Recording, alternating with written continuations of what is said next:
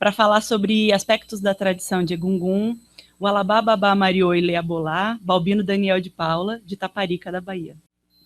Eu já participei de vários encontros, de vários eventos promovidos pelo Estado.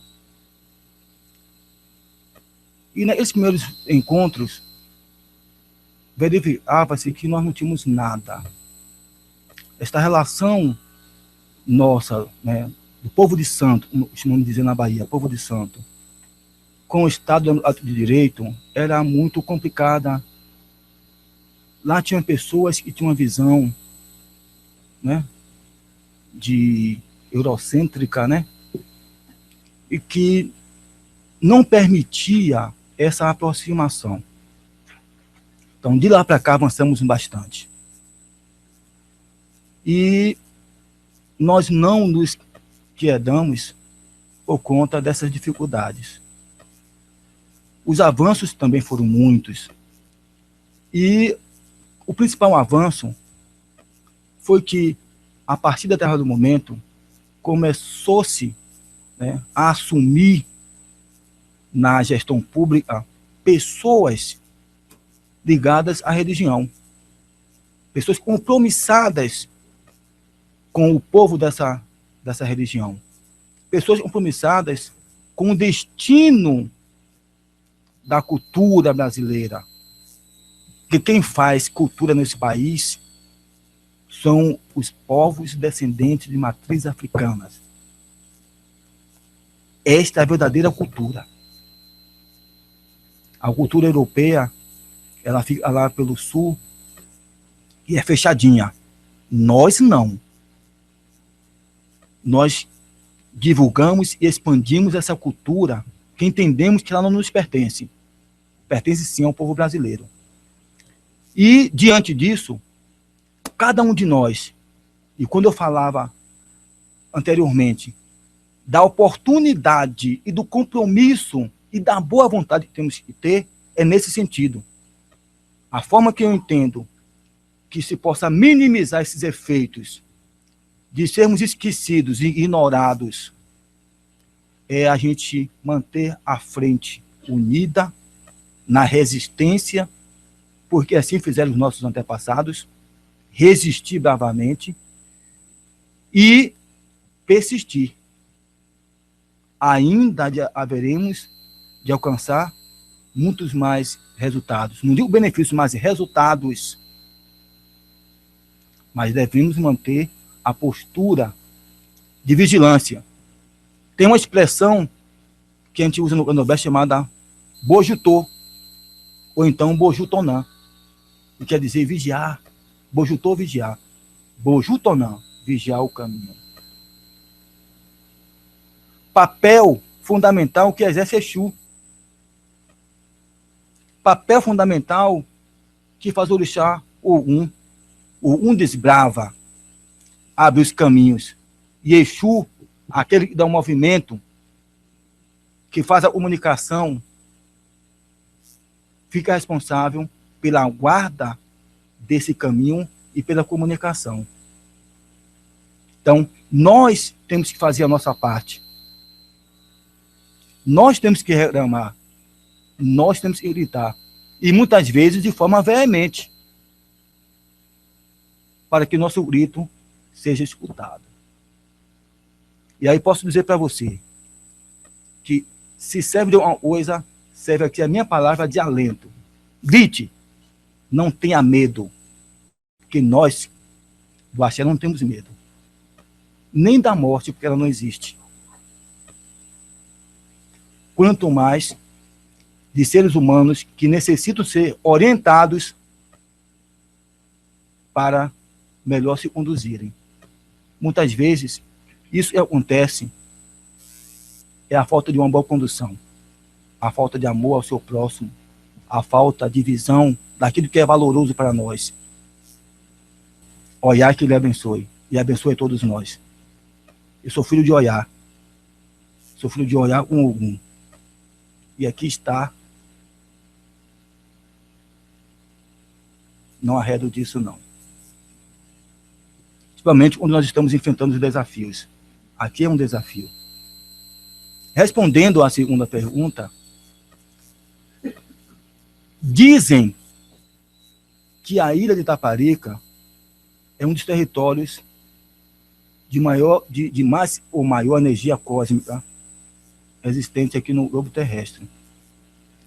Tanto é que lá tem um templo da eubiose, né? A pirâmide que aponta, né, o seu cume para o céu. E talvez não tenha sido à toa que os terreiros de cultos ancestrais tenham se localizados lá. Talvez tenha sido uma leva de escravizados, que não existiam escravos, foram escravizados, na verdade, de homens escravizados, que de uma determinada região da África, que foram conduzidos para esse local. E aí, por isso, que o em Itaparica, né, teve essa proporção. Devo afirmar, inclusive, que nesta época não existia terreiro de culto aos orixás.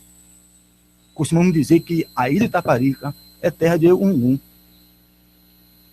Maiores explicações teóricas não se dá para você. Agora, sabemos sim que lá tem um campo de energia profundo. E assim, olha, os orixás têm um papel fundamental. Mas quem está mais próximo de Deus somos nós.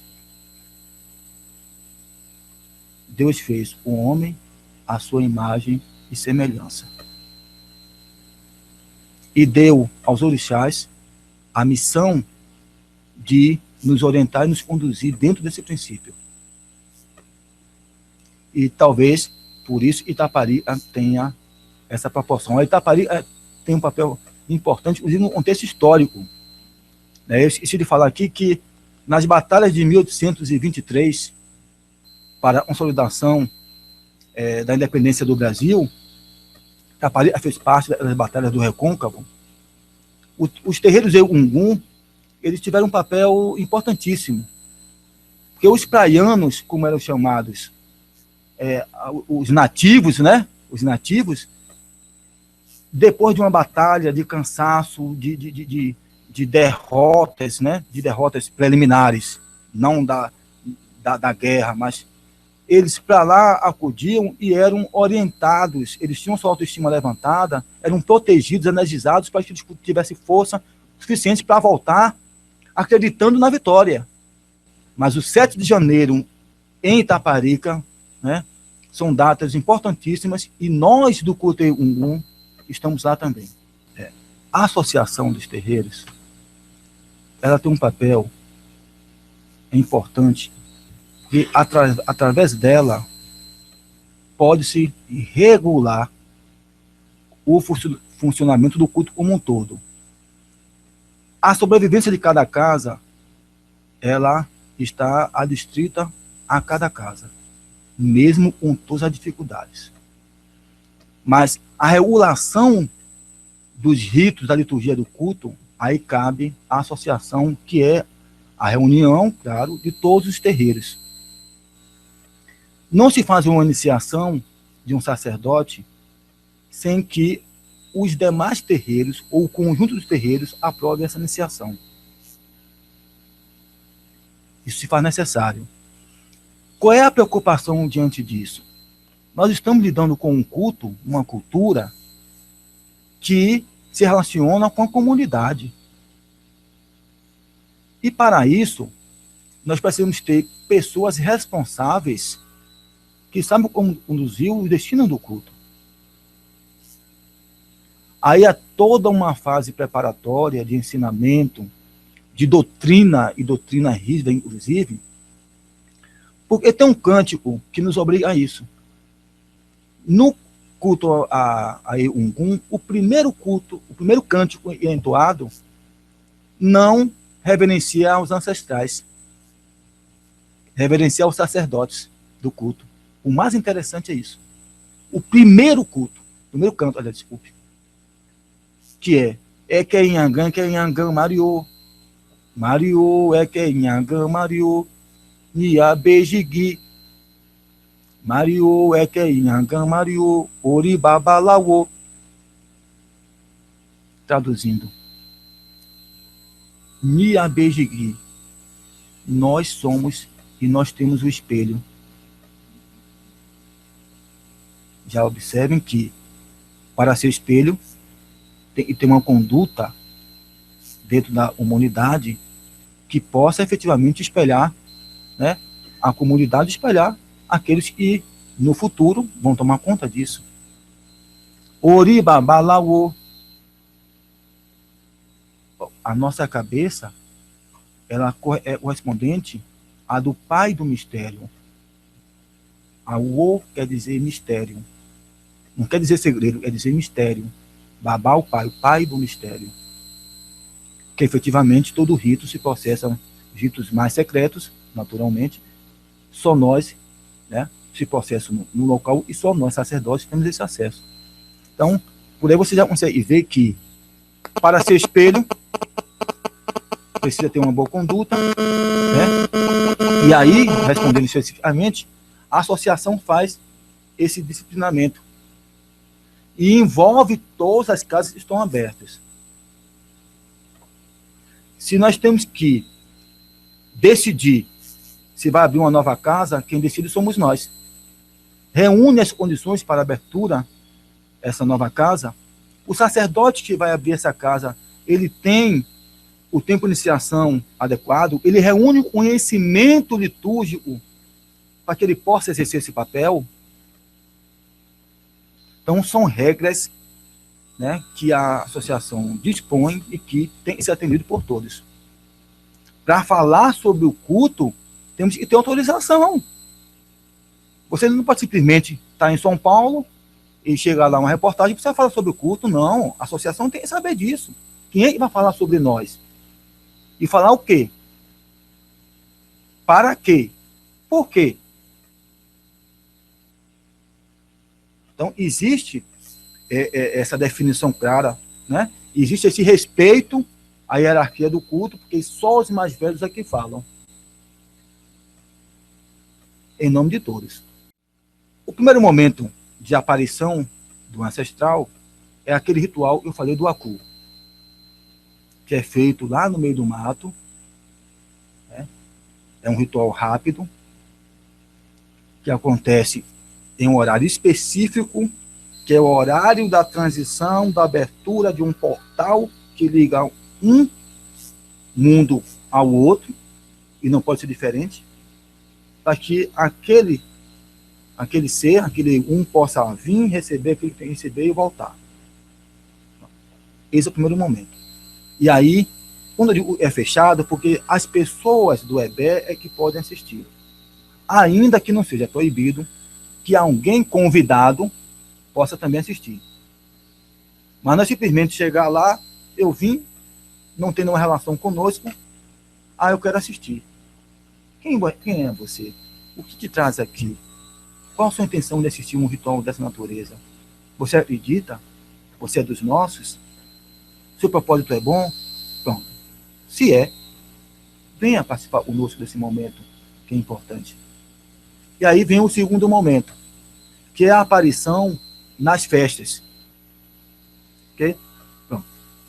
Quando o ancestral passa a fase de Ungum, ele reaparece após ser invocado na casa do mistério, que só os sacerdotes podem participar.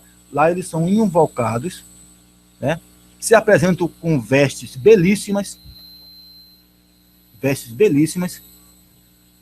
e se apresenta a toda a comunidade, inclusive aos convidados e também não convidados, e aí a aparição física. Ele fala através de sons culturais, né? Ou muitas vezes são bastante agudos, se comunica com a comunidade, aí ele dança, ele canta, e aí há essa interação nesse momento com todos. Então são dois momentos de aparição. E a foto que foi enviada para vocês está em momento de aparição física. Mas a invocação só se dá lá na casa do mistério, onde só sacerdotes podem adentrar. 2000, 2004, quando o nosso líder, seu Domingos, faleceu, né? E queria aqui fazer apenas isso rápido. Nós temos o processo de tombamento desde 2002, pelo IFAM. De lá para cá, os nossos mais velhos já faleceram em torno de 16 sacerdotes, os mais antigos não conseguiram ver e ser realizado o tombamento na sua casa. Isso é triste. Era um anseio deles morrerem antes disso, ou morrerem vendo isso acontecer. E eles não conseguiram. Pessoas com 70, 80 anos, com um vasto saber sobre o culto, e queriam ver, né, a salvaguarda do terreiro, que eles tanto preservaram, tanto lutaram, queriam ver, pelo menos essa proposta de salvaguarda ser realizada e não conseguiram. Era a partir daquele momento passarmos a falar um pouco mais sobre o culto Egungun, mas de uma forma apropriada. Não, com perdão, não os antropólogos, os pesquisadores, os acadêmicos, passando 2, 3 dias dentro do terreiro e depois passaram a escrever coisas sobre nós e muitas vezes em verdades que passavam a ser verdadeiras e que para nós contestarmos depois fica muito difícil. Ora, alguém que faz uma tese de doutorado, né, e escreve alguma coisa sobre nós que não é verdade, você vai desfazer isso depois, é quase que impossível. A não ser que você também tenha que fazer uma outra tese de doutorado e contestar aquela primeira. Então, a partir daí, a nossa associação, os terreiros associados, resolveu abrir um espaço para que nós pudéssemos falar sobre nós. Não estamos falando aqui de ritos, de liturgia, mas falar de quem somos nós. Qual é a nossa proposta?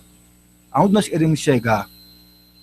E aí já responderei com relação à proteção das outras casas que são filhas, né? São consideradas filiais. É que, na verdade, eu já ouvi isso, inclusive, também em outros encontros com o Estado, de que é muito difícil você proteger a todas. É muito difícil. Mas eu entendo que, e a associação também entende, que a partir do momento que nós conseguirmos salvaguardar a casa matriz, né, considerada matriz, e a partir dela haver a reverberação, né, da proteção desse patrimônio material para as demais filiais, que haja esse entendimento, o que haverá aí, na verdade, é a dificuldade para proteger o espaço físico. Mas enquanto a proposta cultural de liturgia, de rito, e isso estará protegido dentro da casa matriz, a partir de um trabalho também de gestão patrimonial desse material, que vai reverberar com certeza para as demais casas filiais. E aí, a associação terá que fazer esse trabalho. Se nós conseguirmos, num futuro que pudesse não ser tão distante, né, preservar as demais casas pelo poder público, ou, a exemplo, bom, em São Paulo, se o governo de São Paulo pode proteger uma filial nossa em São Paulo, que assim o faça, para nós é salutar. Mas a gente entende que a proteção desse conjunto de ritos de liturgia que é papel principal. É papel principal, né? Passar o conhecimento para as gerações, porque é um erro e que muitos de nós mais velhos cometeram olha, ninguém preserva o que não sabe. Ninguém preserva nada apenas lendo a parte teórica escrita em livro. Ninguém preserva. Porque eu posso escrever um rito aqui com detalhes e os futuros sacerdotes vão ler, mas, meu Deus, olha, um ancestral, você oferece um carneiro. Sim, E o que fazer com esse carneiro? Ah, aí tem que fazer um rito dentro do barracão. Bom, aí tô lá um carneiro dentro do barracão. E agora? Como é isso? Ah, diz que tem que fazer isso e isso, mas sim, mas como a gente faz essas coisas? Ora, pronto. Eu posso escrever aqui as palavras de invocação? Não posso. Eu tenho que ensinar, eu tenho que passar.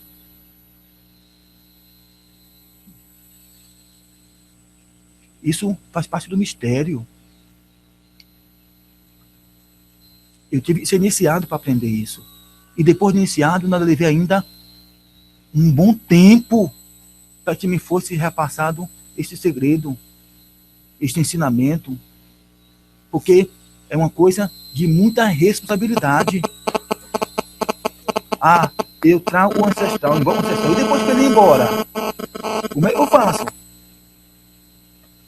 Sim, e a força energética eu tenho dentro do meu ser, para que as minhas palavras a serem pronunciadas sejam escutadas.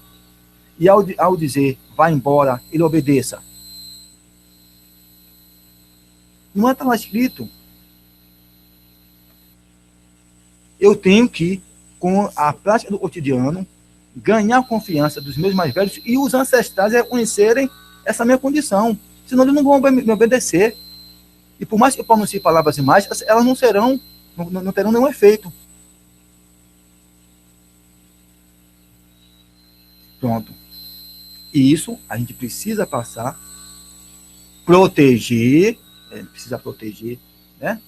Dentro da primeira casa que está sendo cogitada a ser tombada, que é o Ilhaboular, e a partir daí fazer uma gestão desse patrimônio, de forma que haja uma reverberação de tudo isso que está sendo feito.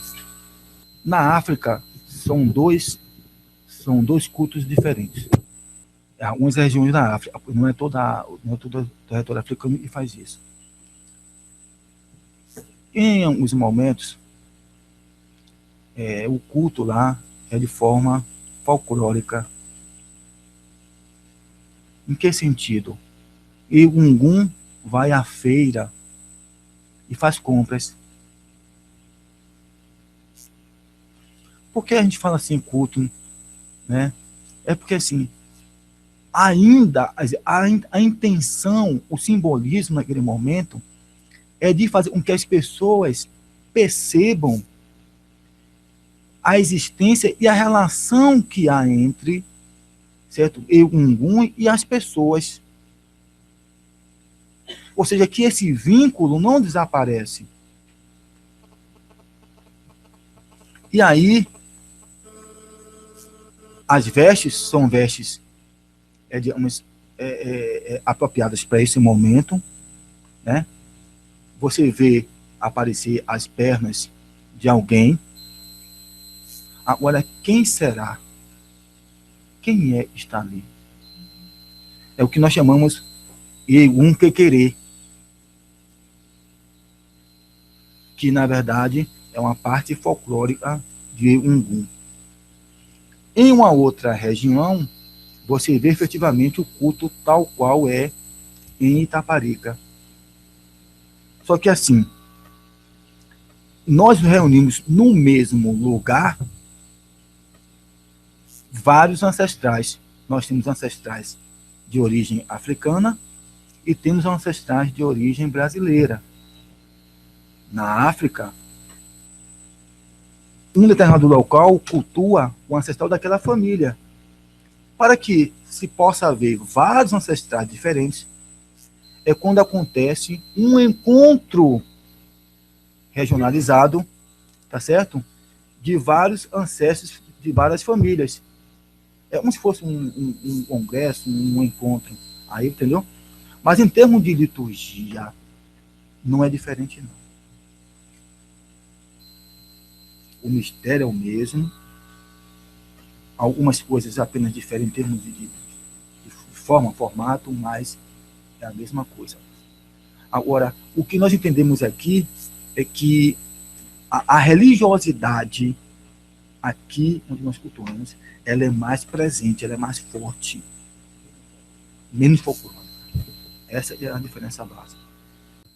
Como eu falei, são 17 casas, 7 delas estão em outros locais fora de Itaparica. Recentemente, aconteceu um episódio em que não vou citar um nome, na verdade, questão de ética, que a intenção aqui não é criar polêmicas. Mas eu assisti uma entrevista, né, que foi feita em uma rádio, em um estado, determinado estado, de um cidadão em que ele dizia que ele tinha sido iniciado por um babalaô, né, como Ogé na África. E nessa entrevista ele falava sobre o Ungum. E em determinado momento ele citou a casa de Bababolá, citou o Ilê Tuntum, que é o Oyate Tuntum, e falando algumas coisas. Ora, de pronto, quando eu tive conhecimento dessa entrevista, eu consultei a associação, os meus pares, as diversas casas, e conversamos sobre isso.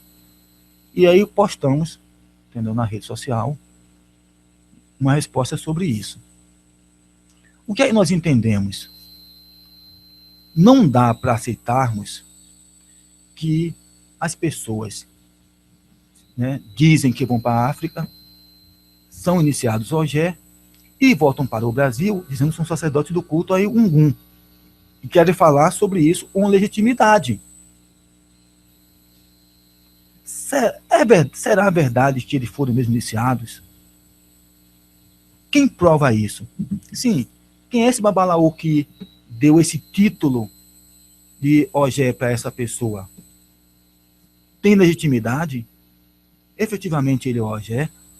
Ele passou por os ritos iniciáticos efetivos? Quem é? Então, é complicado, né, aceitarmos que alguém que nós não conhecemos fale sobre nós. E aí, na nossa resposta, nós dizíamos que desde 1940, quando Eduardo Daniel de Paula foi preso, que saímos de um lugar para o outro, foi com a intenção de resguardar o culto contra tudo isso. E de lá para cá, quem sempre tomou conta do culto no Brasil fomos nós. Então, quando nós iniciamos alguém que não mora no nosso estado, é de outro estado, quando ele pensa em abrir um terreiro, é alguém que nós conhecemos, que foi iniciado por nós, que aprendeu as liturgias e os ritos conosco. Não tem nada formalizado, entendeu? Dizendo que nós somos os donos. Mas nós temos, sim, legitimidade.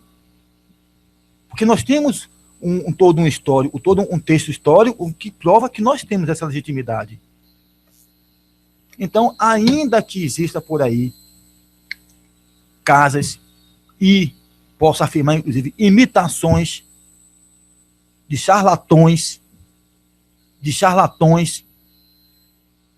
né, abusando da boa-fé das pessoas, fazendo e se dizendo que estão cultuando o Ungum. Qualquer mapeamento que se faça alheio à participação da nossa associação trará prejuízos. Porque é como reconhecer alguém que não tem nenhuma legitimidade. É como dizer a alguém, atestar que alguém, né, reúne as condições sem reunir. E aí, uma das nossas principais lutas da nossa associação é justamente resguardar isso.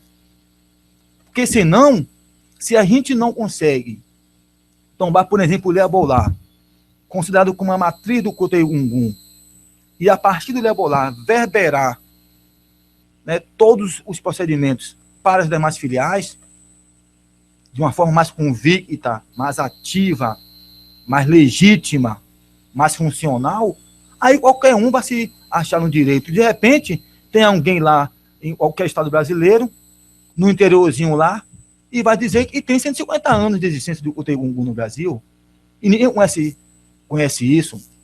Aí, um mapeamento feito pelo IFAM vai trazer, nesse resultado, um local que ninguém não ouviu falar, não tem nenhum trabalho de resistência, e vai estar incluso nesse mapeamento.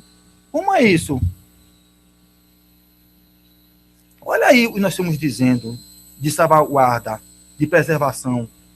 É isso que nós estamos lutando quando a gente quer proteger, entendeu? A casa matriz, porque a partir daí da casa matriz a gente possa avançar nas outras frentes. É por isso que a gente faz um trabalho de formiguinha, de reunir as casas que têm legitimidade, porque saíram através de nós. As casas que eu citei aqui, as 17 casas, nós sabemos quem são os dirigentes. Quem iniciou cada um deles. A forma como eles foram iniciados. O potencial de cada um deles. Não uma coisa vazia. De alguém iniciado na África, entre aspas, sei lá, e se diz que é Ogé. Ogé, eu não posso dizer que é. Porque hoje a internet, as redes sociais falam e mais falam sobre isso. Reúna-se aí textos de vários escritores que falam sobre isso, de repente começa a dizer 2, 3 palavras e diz, Ogé. É isso que nós não devemos permitir. Então, esse mapeamento, né, para mim, só é válido se for dentro dessa estrutura que eu acabei de citar. Que o culto de Gungun é diferente do culto aos orixás. Sabemos, aí vai a crítica construtiva, sabemos que tem várias casas que foram abertas, cujo sacerdote principal sequer tem um tempo de iniciação para abrir uma casa, sequer reúne os conhecimentos litúrgicos da religião para abrir uma casa, né? Usa para fins comerciais, para abusar da boa-fé das pessoas. E aí? Não é isso que nós estamos querendo para o culto de Gungun. E é por isso que nós somos tão fechados ainda. Pode se estender e abrir milhares de casas se for necessário, mas dentro de um padrão, entendeu, de respeito, entendeu? Funcional, dentro de uma doutrina hierárquica, entendeu? Conhecida por todos e, acima de tudo, legitimada por todos. Isso é o mais importante.